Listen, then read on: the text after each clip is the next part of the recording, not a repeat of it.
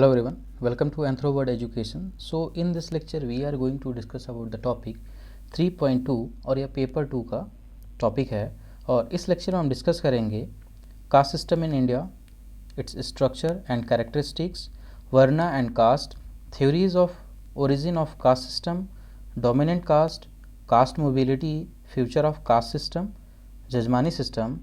और इसके next lecture में जो कि टॉपिक 3.2 का पार्ट 2 होगा उसमें हम ट्राइब कास्ट कॉन्टिन्यूम को डिस्कस करेंगे। तो आइए लेक्चर को स्टार्ट करते हैं। तो सबसे पहले देखते हैं कास्ट सिस्टम इन इंडिया और यहाँ पे हम इसके स्ट्रक्चर और इसके कैरेक्टरिस्टिक्स को डिस्कस करेंगे।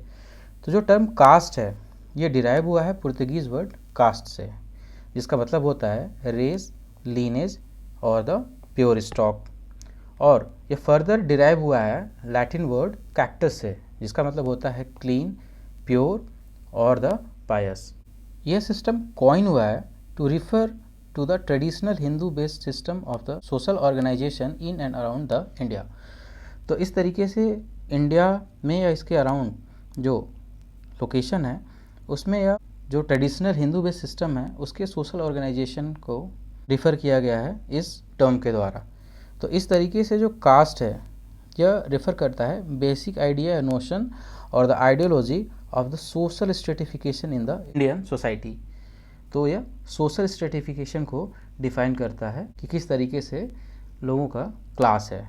अगर इसके हम डेफिनेशन को देखें तो कास्ट को डिस्क्राइब किया जा सकता है कि यह एक फॉर्म ऑफ सोशल स्ट्रेटिफिकेशन है जो कि इन्वॉल्व करता है a system of hierarchically ranked closed endogamous strata, the membership of which is ascribed and between which contact is restricted and mobility is theoretically impossible। तो यह एक सोशल स्ट्रेटिफिकेशन का form है जिसमें हायरार्किकली रैंक सिस्टम होता है या एक क्लोज सिस्टम होता है, इसमें एक इंडोगेमस स्ट्रेटा होता है और इसकी जो मेंबरशिप है वह असाइंड या एट्रीब्यूटेड होती है और इसके बीच में जो कांटेक्ट होते हैं वो रिस्ट्रिक्टेड होते हैं और मोबिलिटी जो है वो थ्योरेटिकली इम्पॉसिबल होती है। तो ये होता है कास्ट। अब कास्ट को बेसिकली दो मॉडल के थ्रू समझा जा सकता है। पहला है वर्ना मॉडल और दूसरा है जाति मॉडल। तो आइए एक एक करके वर्ना मॉडल और जाति मॉडल को डिस्कस करते हैं। जो ओरिजिन है कास्ट का या जिसे हम वर्ना कहते हैं, इसको हम एग्जैक्ट पॉइंट ऑफ टाइम या सोर्स से डिनोट नहीं कर सकते हैं, हम इसे ट्रेस नहीं कर सकते कि एग्जैक्टली किस टाइम या किस सोर्स के थ्रू इसका ओरिजिन हुआ है। लेकिन इसके रिगार्डिंग बहुत सारी थ्योरीज़ हैं जो कि ओरिजिन ऑफ कास्ट सिस्टम से डील करती हैं। इसमें सबसे पहले हम थ्योरी देखेंगे the divine theory, the divine origin theory. और यह एक्सप्लेन करता है कि जो कास्ट सिस्टम का ओरिजिन है यह एक डिवाइन ओरिजिन है। डिवाइन मीन्स ये दिव्य या अलौकिक पावर के थ्रू कास्ट सिस्टम आया हुआ है और यह इन्वॉल्व करता है a certain amount of sacrament. Sacrament means religious ceremony और द रिचुअल्स। और इस तरीके से ये माना जाता है कि यह एक अरेंजमेंट है जो कि ह्यूमन बींग्स के द्वारा नहीं बनाया गया है बल्कि यह डिविनिटी के द्वारा बनाया गया है। ये किसी दिव्य पावर या डिवाइन पावर के थ्रू बनाया गया है। सेकंड जो थ्योरी है वह आता है पुरुषसुक्ता हिम ऑफ द ऋग्वेदा और यह बताता है कि जो इमरजेंस ऑफ 4 वर्नाज है या बेसिकली जो पुरुषा हैं जो कि ऋग्वेदा में ब्रह्मा को डिनोट किया गया है पुरुषा से, उनके सेल्फ डिस्ट्रक्शन से रिजॉल्ट हुआ है। मीन्स कि उन्होंने अपना सेल्फ डिस्ट्रक्शन किया जिससे कि एक प्रॉपर सोशल ऑर्डर एग्जिस्ट हो सके सोसाइटी में। तो इस तरीके से जो ब्राह्मण्स आए वो ब्रह्मा के माउथ से आए थे, जो क्षत्रियाज आए थे वो आम से आए थे, जो वैश्याज थे वो थिक से आए थे और जो फाइनली शूद्राज थे वो फिट से आए थे। मीन्स ये चारों जो वर्णाज हैं ये ब्रह्मा से ही ओरिजिनेट हुए हैं as per the Purushasukta hymn of the Rigveda. Next हम देखते हैं theory racial theory of varna. तो इसका बहुत ही क्लियर कॉनोटेशन है।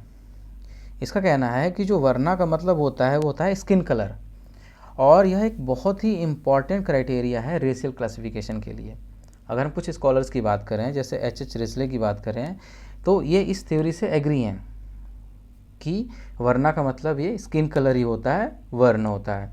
लेकिन इसके रिगार्डिंग कोई भी साइंटिफिक डेटा या एविडेंसेस, जैसे कि फॉसिल रिकॉर्ड्स, कुछ और भी एविडेंसेस वो नहीं मिल पाए हैं, जिससे ये जो रेशियल थ्योरी है इसमें बहुत सारी खामियां हैं और बहुत सारे इसके एरियाज हैं जिसको एक्सप्लेन नहीं किया गया। नेक्स्ट हम थ्योरी देखेंगे, guna theory of the origin of the varna. इसमें कुछ एंथ्रोपोलॉजिकल सेंस है। इस थ्योरी का मानना है कि 3 बेसिक गुनाज होते हैं जिनको हम बोलते हैं करिस्मेटिक इंडोमेंट, जो कि हर पर्सन के पर्सनालिटी में पाया जाता है। और ये जो गुना होते हैं ये होता है सत्वगुना, राजगुना और तमगुना। तो सत्वगुना रिफ़र करता है प्योरिटी को, lack of attraction towards the worldly things and devotion to the knowledge. तो यह शुद्धता और जो वर्ल्डली थिंग्स हैं, जो सांसारिक वस्तुएं हैं, उनके अट्रैक्शन को लैक करता है, मतलब कि ये इसके अगेंस्ट है, और यह नॉलेज को डिवोट करता है। नेक्स्ट जो है राजगुना, यह रिप्रेजेंट करता है steadfastness to truth, duty, justice and the self sacrifice for the larger interest of the society. तो यह फर्म बिलीव करता है ट्रूथ में, ड्यूटीज़ में, जस्टिस में, सेल्फ सेक्रीफाइस में, और ये सारी चीज़ें होती हैं for the larger interest of the society. तमगुना की बात करें तो यह वर्ल्डली थिंग्स से ऑब्सेस होता है, मनोग्रस्त होता है। यहाँ पे बायोलॉजिकल नीड्स के सेटिस्फैक्शन की बात की जाती है, और यह जो है वो बेस्टली टेंडेंसीज होती हैं, ये जंगली प्रवृत्ति की होती हैं। फिर हम एक डिवीज़न को देख लेते हैं वर्ना सिस्टम के, कि ट्रेडिशनली वर्ना सिस्टम को 4 मेन वर्नाज में डिवाइड किया गया है।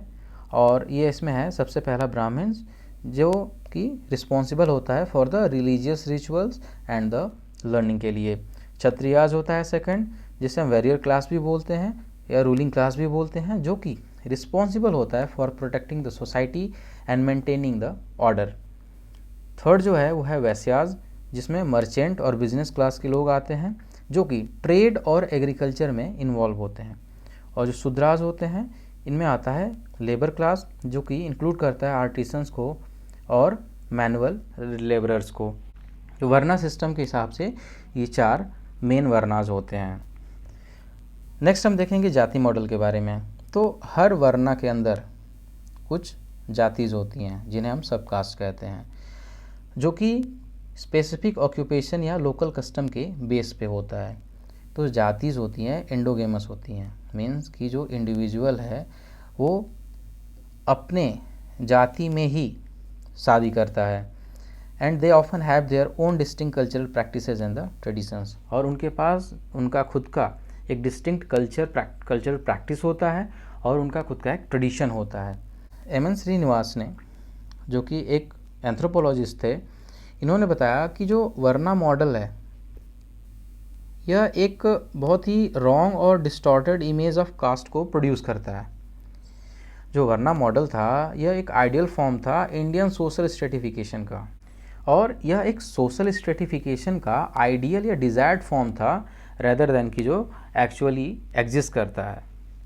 तो जो जाति मॉडल है यह हमेशा ही एक एथनोग्राफिक और एम्पेरिकल रियलिटी रहा है, जैसे यह हमेशा से ही इसका एक एथनोग्राफिक इम्पोर्टेंस रहा है, एक एम्पेरिकल इम्पोर्टेंस रहा है, एक फैक्चुअल रियलिटी रहा है। ये जाति मॉडल कब इमर्ज हुआ, यह अभी भी सोशल हिस्टोरियंस के बीच में एक डिबेट का मैटर है। लेकिन एक चीज़ क्लियर है कि जब गुप्ता पीरियड था तो यह क्रिस्टलाइज्ड था और लोग इस मॉडल के साथ रहते थे, मीन्स गुप्ता पीरियड तक ये चीज़ एग्जिस्ट करती थी। अब इसके कुछ की कैरेक्टरिस्टिक्स हैं। तो यह एक इन्नेट नेचर का होता है। इन्नेट मीन्स यह इसका एक जन्मजात नेचर होता है। तो जो मेंबरशिप ऑफ जाति होती है यह बर्थ के द्वारा डिटरमाइन की जाती है। एक मैन जिस जाति में पैदा होता है वह उसी कास्ट में मरता भी है, और जो उसका सोशल स्टेटस होता है वो भी उसके कास्ट के द्वारा ही डिटरमाइन किया जाता है। नेक्स्ट है इंडोगेमी। तो हर जाति या सब जाति जो है वह विद इन द ग्रुप शादी को, मैरिज को परमिट करती है। और जो सिस्टम है यह इतना रिजिड है कि जो ट्रेडिशनली इंटरकास्ट मैरिजेज हैं ये प्रोहिबिटेड होती हैं। तो इंडोगेमी का कॉन्सेप्ट ये है कि within the caste a person have to marry. Hierarchy जो कि एक हायरार्कल सोशल सिस्टम को डिनोट करता है। तो जैसे एक विलेज या क्लस्टर ऑफ विलेज है या एक रीजन है, तो वो एक डेफिनिट हायरार्की को मेंटेन करता है जिसमें कि हर जाति का एक फिक्स्ड प्लेस डिफाइंड है कि ये जाति इस लेवल पे एग्जिस्ट करती है। लेकिन जो जाति हायरार्की है यह एक लोकल या रीजनल होता है नेचर में, और इस तरीके से यह वर्ण हायरार्की से डिफरेंट होता है। Next one is the commensality. ये इसका मतलब होता है कि प्रैक्टिस ऑफ ईटिंग टुगेदर। तो जो शेयरिंग या एक्सेप्टेंस ऑफ फूड होता है या वाटर होता है वह डिटेल्ड रूल के द्वारा गवर्न किया जाता है। बहुत सारे रिस्ट्रिक्शंस होते हैं खाने में और सोशल इंटरकोर्स में, मींस कम्युनिकेशन में। और फूड जो है वह डिवाइडेड हुआ है, पक्का फूड मीन्स जो फ्राइड फूड होता है एंड द कच्चा फूड जो कि बॉइल्ड फूड होता है। नेक्स्ट है ऑक्यूपेशनल रिस्ट्रिक्शंस। तो हर जाति का एक प्री डिटरमाइंड ऑक्यूपेशन है बाय बर्थ, और हर कास्ट जो है वो अपने ऑक्यूपेशन को एज अ रिलीजियस ड्यूटी मानता है। तो यहाँ पे ऑक्यूपेशनल रिस्ट्रिक्शंस भी होते हैं। अब हम कास्ट सिस्टम के मेरिट्स और डीमेरिट्स को डिस्कस करते हैं। तो सबसे पहले हम देखेंगे मेरिट्स के बारे में। तो यहाँ पे social and the psychological security होती है। इट मीन्स कि इसके थ्रू जो सिक्योरिटी मिलती है वो हेल्प करती है स्ट्रेस को प्रिवेंट करने में, वो लॉयल्टी को इंक्रीज़ करती है, रिटेंशन को इंक्रीज़ करती है। इसके थ्रू ऑक्यूपेशंस में इफ़िशियंसी इंक्रीज़ होती है, और जो ऑक्यूपेशनल सीक्रेट्स होते हैं उसकी सिक्योरिटी बढ़ती है। मीन्स हर कास्ट का एक अपना काम है और वह काम उसका सीक्रेट है, तो वो दूसरे कास्ट के लोगों को पता ना चले, इसकी सिक्योरिटी होती है कास्ट सिस्टम के थ्रू। जो स्पाउस या लाइफ पार्टनर होता है उसका सिलेक्शन होता है इंडोगेमी के थ्रू, और यहाँ पे कंट्रोल्ड बिहेवियर होता है, और यहाँ पे डिवीज़न ऑफ लेबर सिस्टम होता है। तो ये इसके मेरिट्स हैं। अगर हम डीमेरिट्स की बात करें तो यह जो इकोनॉमिक डेवलपमेंट हो उसको हिंडर करता है, क्योंकि यहाँ पे ऑक्यूपेशनल मोबिलिटी नहीं होती हैं। यहाँ पे लोअर कास्ट का एक्सप्लॉयटेशन और ऑपरेशन होता है। फिर जो रिलीजियस कन्वर्जेंस हैं वो बहुत ज़्यादा होते हैं, क्योंकि ये जो है हाईली एक्सप्लॉयटेटिव है, रिजिड है, हार्श है और ऑपरेसिव नेचर का है। इसके थ्रू लोग जो है वो जाति में तो मोबिलिटी नहीं हो सकती है, कास्ट मोबिलिटी नहीं हो सकती है, इसलिए लोग रिलीजियस कन्वर्जेंस की तरफ जाते हैं। यहाँ पे अनटचेबिलिटी का कॉन्सेप्ट हो जाता है, और यह नेशनल यूनिटी के लिए बहुत ही हार्मफुल होता है। यहाँ पे जो हायरार्कीज़ होती हैं ये हैम्पर करती हैं सोशल कम्युनिकेशन को between the different segments of the society. तो ये इसके डेमेरिट्स हैं। अब हम डिस्कस करेंगे डोमिनेंट कास्ट के बारे में। तो जो एम.एन. श्रीनिवास थे जो कि एंथ्रोपोलॉजिस्ट थे, इन्होंने एक रिसर्च पेपर पब्लिश किया था जिसका नाम था डोमिनेंट कास्ट इन रामपुरा इन 1959, और इसके थ्रू इन्होंने डोमिनेंट कास्ट के कॉन्सेप्ट को फॉरवर्ड किया था। एग्रीरियन इंडियन सोसाइटी में जो लैंड ओनिंग डोमिनेंट कास्ट का जो कॉन्सेप्ट है वह इंडिया में एक प्रोसेस ऑफ सोशल चेंज को डिनोट करता है। श्रीनिवास ने असर्ट किया कि डोमिनेंट कास्ट होने के लिए इस कुछ कैरेक्टरिस्टिक्स होने चाहिए, और ये कैरेक्टरिस्टिक्स हैं कि इनके पास एक sizeable amount of cultivable land होनी चाहिए, इनका जो है एक कंसिडरेबल न्यूमेरिकल स्ट्रेंथ भी होनी चाहिए, और जो लोकल कास्ट हायरार्की है उसमें इनको हाई प्लेस मिलना चाहिए। तो ये 3 क्राइटेरियाज़ हैं, कैरेक्टरिस्टिक्स हैं जो कि डोमिनेंट कास्ट के लिए इम्पॉर्टेंट है।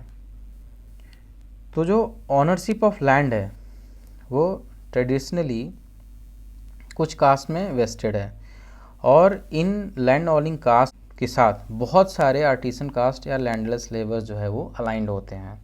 इवन जो लैंड रिफॉर्म्स हुआ है इंडिया में, उसके 4 डिकेड्स के बाद भी जो 1/3 ऑफ द शेड्यूल कास्ट की पॉपुलेशन है वो अभी भी लैंडलेस है, और जो रिमेनिंग पॉपुलेशंस हैं उनके पास बहुत ही स्मॉल लैंड होल्डिंग्स हैं। कि 1/3 ऑफ लोगों के पास जो है वो अभी भी ऐसे लोग हैं जो शेड्यूल कास्ट के हैं जिनके पास लैंड नहीं है, और जिनके पास है भी उनके पास बहुत ही स्मॉल लैंड होल्डिंग है।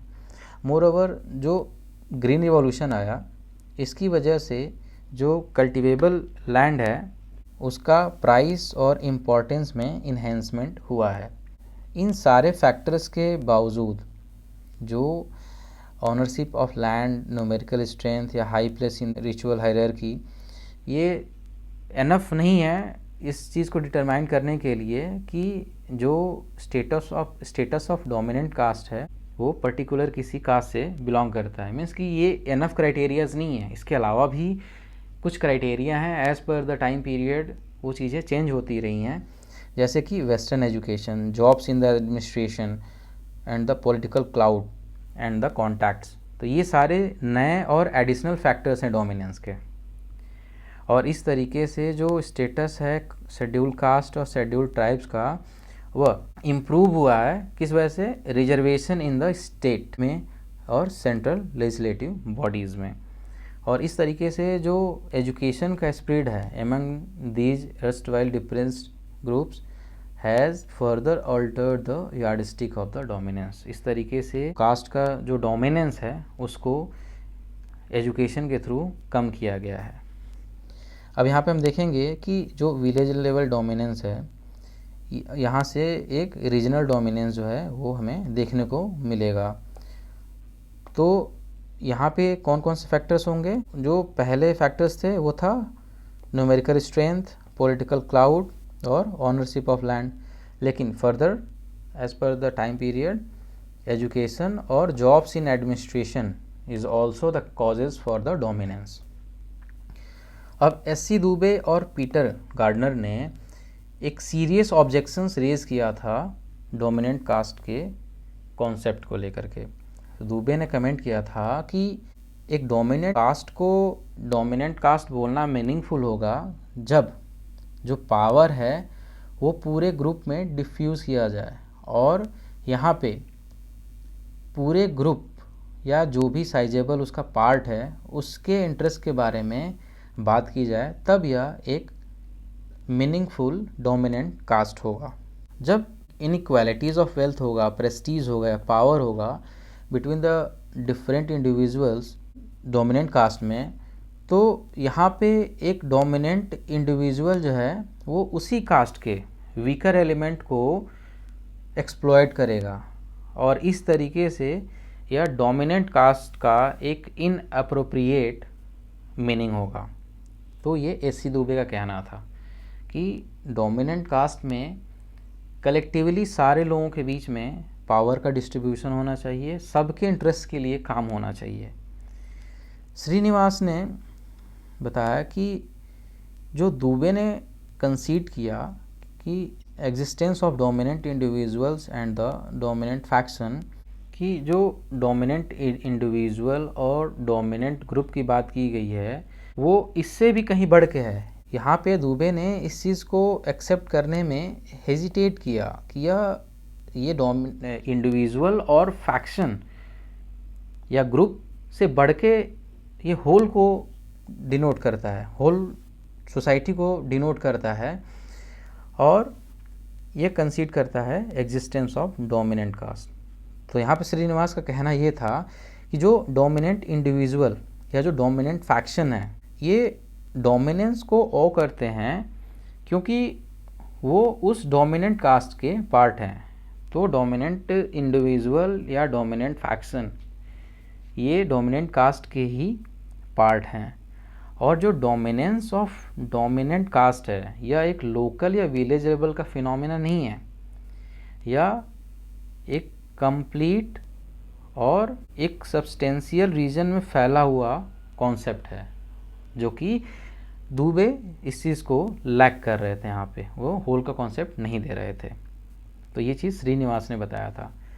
नेक्स्ट हम डिस्कस करेंगे कास्ट मोबिलिटी के बारे में। जिसे हम सोशल मोबिलिटी भी बोलते हैं, और यह डिफ़र करता है मूवमेंट ऑफ इंडिविजुअल्स और the group between the different caste categories with in a caste based society. तो कास्ट बेस्ड सोसाइटीज़ में डिफरेंट कास्ट कैटेगरीज के बीच में जो इंडिविजुअल या ग्रुप का मूवमेंट होता है उसे हम बोलते हैं सोशल मोबिलिटी या कास्ट मोबिलिटी। मीन्स एक इंडिविजुअल कास्ट ए से बिलोंग करता है तो उसे कास्ट बी में जाने के लिए जो चीज़ होती है वो होती है कास्ट मोबिलिटी।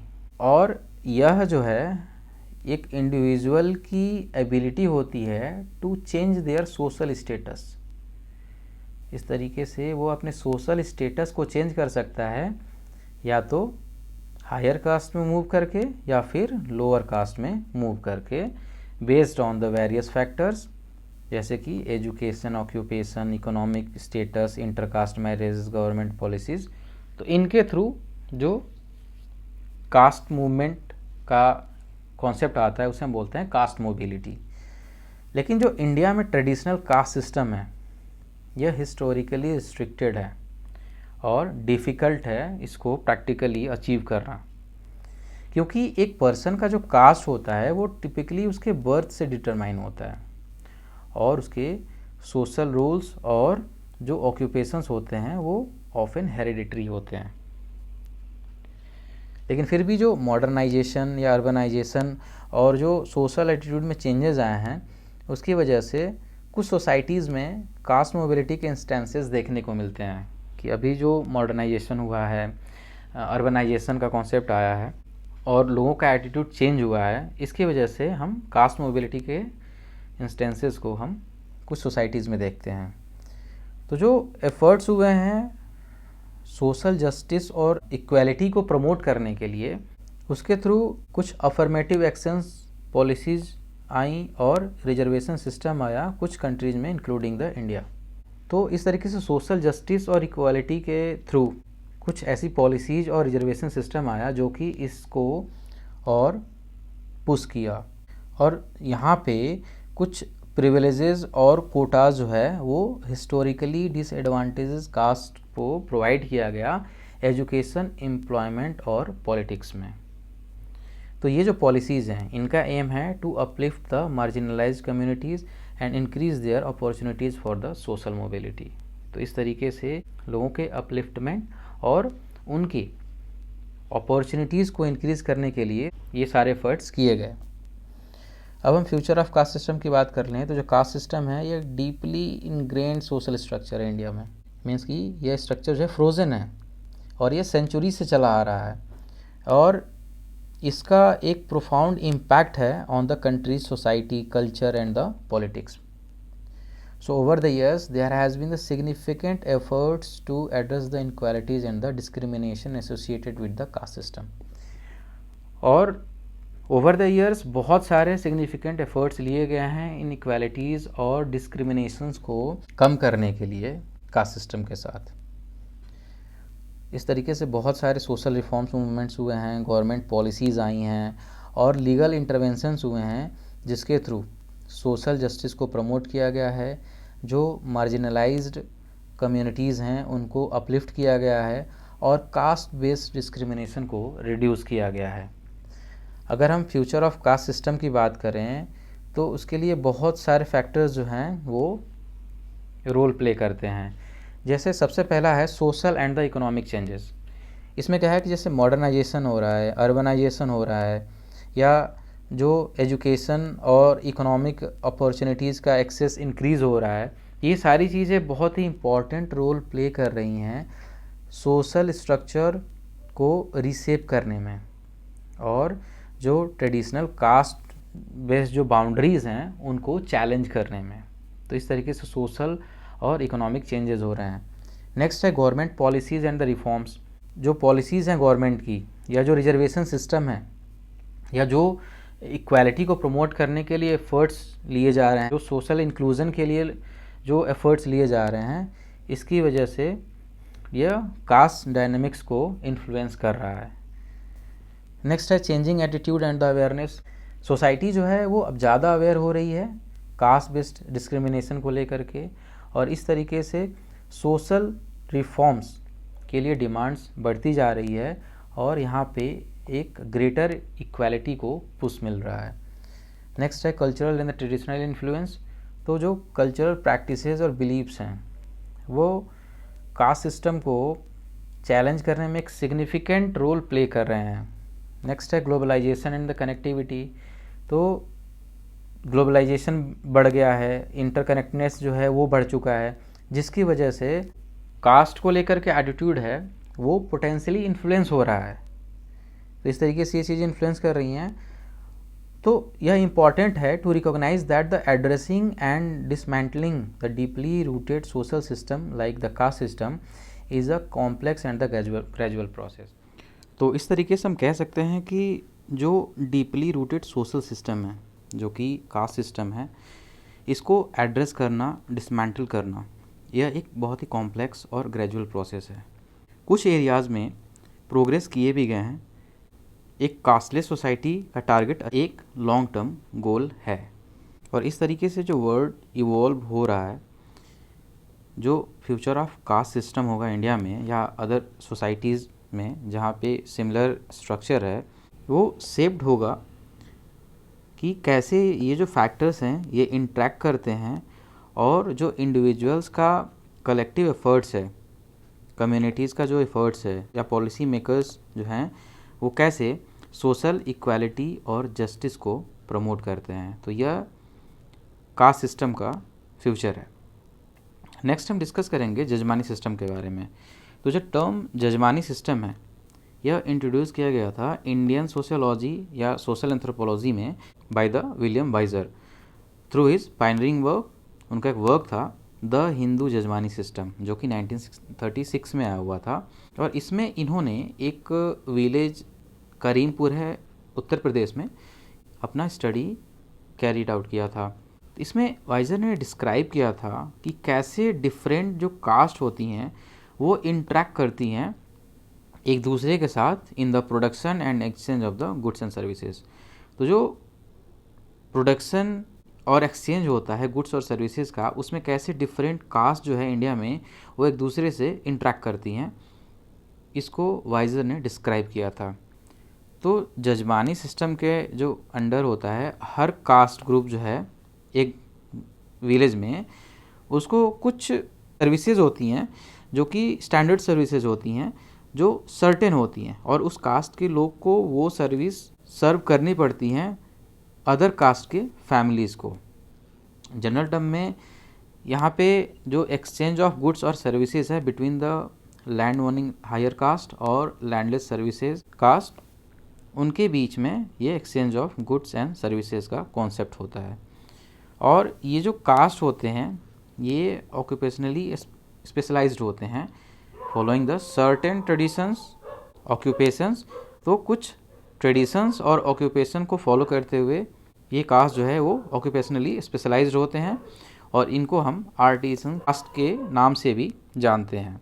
मीन्स कि कारीगर जो होते हैं, जिसमें कि धोबी, सुनार, लोहार, ये सारी जो कास्ट होते हैं। तो ये जो आर्टिसन क्लास होता है जैसे कि blacksmith, goldsmith, weavers, oil seed pressers, leather workers, barbers, washerman, musician and other occupationally specialised group. और इनके साथ साथ कुछ ट्रेडिशनली लैंडलेस अनटचेबल्स कास्ट भी होते हैं जो कि एग्रीकल्चर लेबर जो है वो प्रोवाइड कराते हैं और इनको हम बोलते हैं सर्विस कास्ट, जिनको अदर नेम में देखा जाए तो इनको कामिन या प्रजन या डिफरेंट टर्म्स यूज़ होते हैं कंट्री के डिफरेंट पार्ट्स के लिए। तो ये सारे आर्टिसंस क्लास होते हैं। जो लैंडेड हायर कास्ट होता है उसको बेसिकली जजमान या पैट्रॉन्स के नाम से जाना जाता है। और ये जो सर्विस रिलेशन होता है इसको गवर्न किया जाता है बाय अ हेरिडिटरी टेन्योर। तो यहाँ पे ये जो रिलेशन होता है इसको हेरिडिटरी फॉर्म में गवर्न किया जाता है और इस रिलेशन को बोला जाता है जजमान प्रजन रिलेशन। तो इस तरीके से जो जजमानी सिस्टम होता है यह इसेंशियली एक एग्रीकल्चर बेस्ड सिस्टम होता है जिसमें कि प्रोडक्शन और distribution of goods and services होते हैं। तो जो करीमपुर विलेज का स्टडी हुआ था इसमें वाइजर ने शो किया था कि 24 कास्ट होते हैं इस विलेज में जो कि system of exchange and goods and the services को परफॉर्म करते हैं। सेम पैटर्न जो है वो almost all the parts of the country में प्रैक्टिस किया जाता है, चाहे वो लूज या ब्रॉड टर्म में हो। तो ये जो 24 कास्ट थे जिसको वाइजर ने बताया था, इसमें था पहला जो है वो ब्राह्मण जो प्राइस्ट या टीचर होता था, भट्ट जो कि फैमिली बार्ड या फिर जेनोलॉजिस्ट होते थे, थर्ड जो है वो कायस्थ जो कि अकाउंटेंट होते थे, फोर्थ इज़ अ सुनार जो कि गोल्ड स्मिथ होते थे, नेक्स्ट वन इज़ द माली जो कि फ्लोरिस्ट होते थे, फिर कच्ची जो कि वेजिटेबल ग्रोअर होते थे, लोधा जो कि राइस ग्रोअर होते थे, बरही या लोहार जो कि कारपेंटर और ब्लैक स्मिथ होते हैं, नाई जो कि बार्बर होते हैं, कहार जो वाटर बियरर होते हैं, गडेरिया जो कि सिफर्ड होते हैं, फरबुंजा जो कि ग्रेन पार्चर होते हैं, दर्जी टेलर होता है, कुम्हार पॉटर होता है, महाजन ट्रेड्समैन होता है, तेली जो कि ऑयल प्रेसर होता है, धोबी जो कि वॉशरमैन होता है, धनुक जो कि मैट मेकर होता है, चमार जो कि लेदर वर्कर होता है, भंगी जो कि स्वेपर या फिर सेसपोल क्लीनर होता है, फ़कीर जो कि हेरिडिटरी मुस्लिम बेगर होते हैं, मनिहार जो कि मुस्लिम ग्लास बैंगल सेलर होते हैं, धुनिया जो कि मुस्लिम कॉटन कार्डर होते हैं, और तवैफ जो कि मुस्लिम डांसिंग गर्ल्स होती हैं। तो ये बेसिकली 24 कास्ट थे जो कि system of exchange and goods and services को परफॉर्म करते थे एक विलेज में। यहाँ पे कुछ एंथ्रोपोलॉजिस्ट हैं जिन्होंने इस कॉन्सेप्ट पे कुछ अपना डिस्क्रिप्शन दिया है। तो ऑस्कर लिवाइस ने बताया था कि इस सिस्टम के अंडर जो ईच कास्ट ग्रुप है within a village is expected to give certain standardized services to the families of the other caste। तो यहाँ पे कुछ स्पेशलाइज्ड सर्विसेज होती हैं जो कि एक पर्टिकुलर कास्ट ग्रुप के द्वारा दी जाती हैं to the families of the other caste. तो ये बताया था ऑस्कर लिवाइस ने। पॉलिना कोलेंडा ने बताया था कि ये जो सिस्टम है ये एक सिस्टम ऑफ डिस्ट्रीब्यूशन है जहाँ पे हायर जो लैंड ओनिंग फैमिलीज़ हैं जिनको जजमांस बोलते हैं उनको सर्विसेज और प्रोडक्ट्स प्रोवाइड कराए जाते हैं by the various lower caste. तो लोअर कास्ट जो हायर लैंड ओनिंग कास्ट हैं फैमिलीज़ हैं जिनको जजमान बोलते हैं उनको सर्विसेज और प्रोडक्ट्स प्रोवाइड कराते हैं। अब हम देखेंगे कि डिक्लाइन ऑफ जजमानी सिस्टम के बारे में। तो आज के टाइम पे जो ग्रेजुअल मॉडर्नाइजेशन हुआ है इंडियन इकोनॉमी में, जिसकी वजह से जजमानी सिस्टम का कॉन्सेप्ट जो है वो डिक्लाइन होता जा रहा है। लेकिन इसका अगर डिक्लाइन देखा जाए तो वो रिपीटली हुआ है पोस्ट इंडिपेंडेंस पीरियड में। और ये जजमानी सिस्टम का जो कॉन्सेप्ट डिक्लाइन हो रहा है इसमें जो इम्पोर्टेंट फैक्टर्स हैं जो इन्फ्लुएंस किए हैं उसमें है role of state, introduction of technological innovations, industrialization, political mobilization of dalits and the backward classes. अब हम देखेंगे कॉजेज़ क्या हुए हैं जजमानी सिस्टम के डिक्लाइन होने के। तो जो विलेज इकोनॉमी है उसको जोड़ा गया है, लिंक किया गया है to the regional and the national market. तो विलेज इकोनॉमी को रीजनल और नेशनल मार्केट से लिंक किया गया है। गवर्नमेंट के द्वारा ह्यूज इन्वेस्टमेंट्स किया गया है towards the expansion of transport and the communication networks. तो गवर्नमेंट ने भी ह्यूज इन्वेस्टमेंट किया है ट्रांसपोर्ट और कम्युनिकेशन नेटवर्क को एक्सपैंड करने के लिए।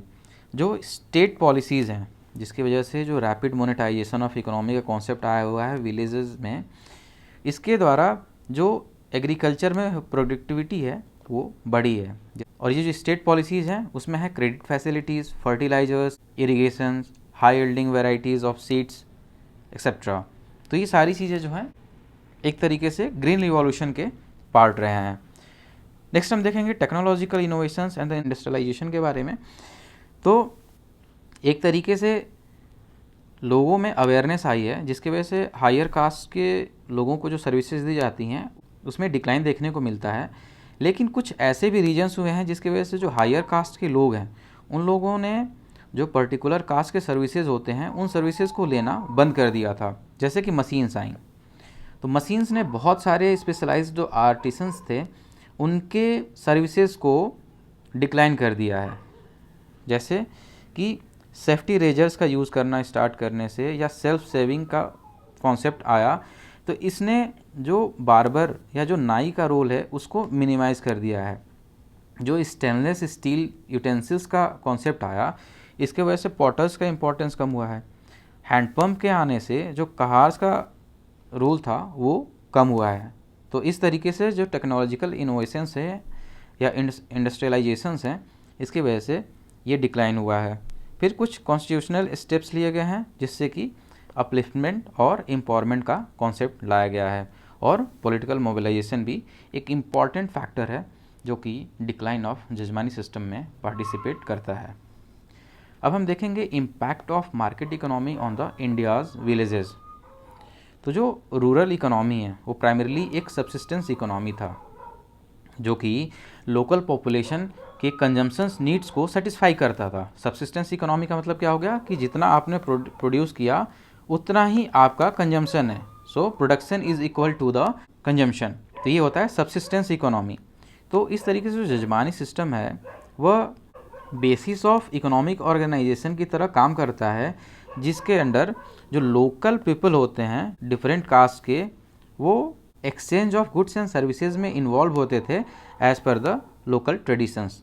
तो यहाँ पे सब्सिस्टेंस इकोनॉमी में लोकल ट्रेडिशंस इन्वॉल्व होता था, जिसके वजह से जो गांव के लोग होते थे वो exchange of goods and services में पार्टिसिपेट करते थे।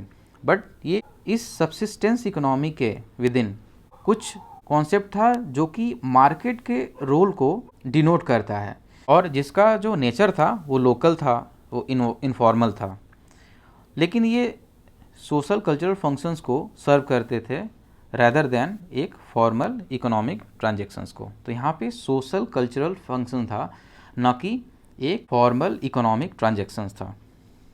जब ब्रिटिश रूल आया और मॉडर्नाइजेशन का कॉन्सेप्ट आया, तो इसकी वजह से ये कॉन्सेप्ट जो है वो चेंज हुआ है। इंडियन विलेजेस के जो कॉन्सेप्ट हुए हैं इसमें ये कॉन्सेप्ट चेंज हुआ, जो सब्सिस्टेंस इकोनॉमी थी। तो जो कॉलोनियल वेस्टेड इंटरेस्ट था ब्रिटिशर्स का, वो था एक नए तरीके का कैपिटलिस्टिक इकोनॉमी क्रिएट करना एग्रीकल्चर में, जिसकी वजह से लैंड जो है वो एक कमोडिटी बन गया, एक प्रॉपर्टी बन गया, और एक नए तरीके का लैंड रेवेन्यू सिस्टम आया जो कि मोनेटाइजेशन को प्रमोट करता था। इंडिपेंडेंस के बाद में जो मीन्स ऑफ ट्रांसपोर्ट और जो कम्युनिकेशन था उसको गवर्नमेंट के द्वारा इंट्रोड्यूस किया गया as part of massive economic development programmes. तो इंडिपेंडेंस के बाद में मैसिव इकोनॉमिक डेवलपमेंट प्रोग्राम्स चलाए गए, जिसकी वजह से जो ट्रांसपोर्ट और कम्युनिकेशन के मीन्स थे उनमें इम्प्रूवमेंट लाया गया, और जिसकी वजह से जो मार्केट इकोनॉमी है उसका एक्सटेंशन हुआ to the village India. Village India में भी ये कॉन्सेप्ट धीरे धीरे आया मार्केट इकोनॉमी का। अब जैसे जो डेली यूज़ के कमोडिटीज़ हैं जो कि अर्बन मार्केट्स में पाए जाते हैं, जैसे कि सोप्स, टूथपेस्ट, हॉजरी, ये सारी चीज़ें अब गांव में भी अवेलेबल हैं, क्योंकि यहाँ पे ट्रांसपोर्ट और कम्युनिकेशन का जो मीन्स था उसको इम्प्रूव किया गया, और मार्केट इकोनॉमी जो है वो गांव में भी देखने को मिलती है। AR देसाई के हिसाब से 4 मेजर ट्रेंड्स हैं इंडियन विलेज के चेंज में। पहला है rapid transformation of agrarian society from the subsistence economy to the market economy. तो जो एग्रेरियन सोसाइटी है उसमें एक रैपिड ट्रांसफॉर्मेशन हुआ, और इस रैपिड ट्रांसफॉर्मेशन के थ्रू जो सब्सिस्टेंस इकोनॉमी थी उसको मार्केट इकोनॉमी में कन्वर्ट किया गया। फिर यहाँ पे मॉडर्न टेक्नोलॉजी आई, जिसकी वजह से हमें रैपिड ट्रांसफॉर्मेशन देखने को मिलता है। जो इंटरमीडियरीज थे जैसे कि जमींदार्स या फिर बिस्वेदार्स, उनके कॉन्सेप्ट को एबॉलिश किया गया। और जो लास्ट वन है वो है emergence of associations and the institutions having linkage with the urban and the national organization. तो कुछ इस तरह के एसोसिएशंस, इंस्टीट्यूशंस बनाए गए जिसकी वजह से अर्बन और जो नेशनल ऑर्गेनाइजेशंस हैं उनके बीच एक लिंकेज क्रिएट हुआ था। तो और इस तरीके से जो मार्केट इकोनॉमी का इंट्रोडक्शन हुआ था, इसने प्रोडक्शन और कंजम्पशन के नेचर को चेंज किया। तो जो रूरल ट्रांसफॉर्मेशन है जिसको मार्केट इकोनॉमी के द्वारा प्रमोट किया गया था, उसको हम समराइज़ करें तो ये कुछ इस तरह की चीज़ें होंगी कि इसने large number of new facilities को प्रमोट किया, specially related to the credit.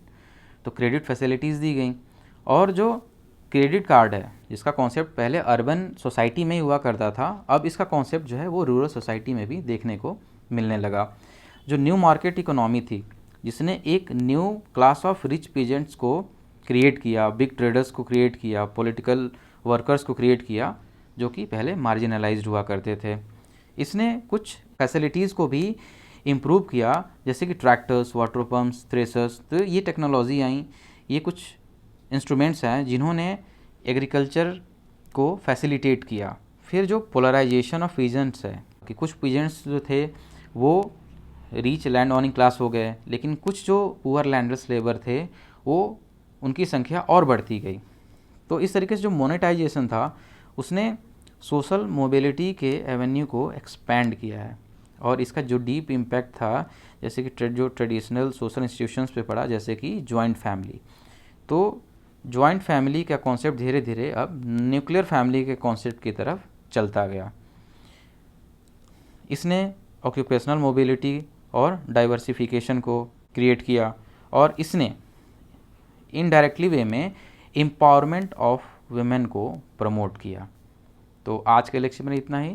इस लेक्चर का PDF आपको टेलीग्राम चैनल पे मिल जाएगा @anthroworld। So thank you for watching this video. जय हिंद।